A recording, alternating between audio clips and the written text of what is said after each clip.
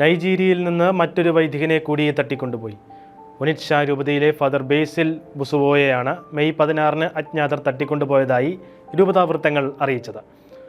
ഒഗിഡിയിലെ holy Trinity ഇടവകയിലെ വൈദികനാണ് father ബുസുവോ. തട്ടിക്കൊണ്ടുപോയവർ ഇതുവരെ ആരുമായും ബന്ധം സ്ഥാപിച്ചിട്ടില്ലെന്നും പ്രസ്താവനയിൽ പറയുന്നു. വൈദികന്റെ വേഗത്തിലുള്ളതും സുരക്ഷിതവുമായ മോചനത്തിനായി ആത്മാർത്ഥമായി പ്രാർത്ഥിക്കാൻ ഒനിറ്റ്ഷയിലെ മെട്രോപൊളിറ്റൻ ആർച്ച് ബിഷപ്പ് വലേറിയൻ ആഹ്വാനം ചെയ്തു. വൈദികനെ മോചിപ്പിക്കുന്നതിനുള്ള ശ്രമങ്ങൾ രൂപത നടത്തുന്നുണ്ട്. നൈജീരിയയിൽ തട്ടിക്കൊണ്ടുപോകലിന് ഇരകളാകുന്ന വൈദികരുടെ നീണ്ട പട്ടികയിലെ അവസാനത്തെ ഇരയാണ് ബുസുവോ.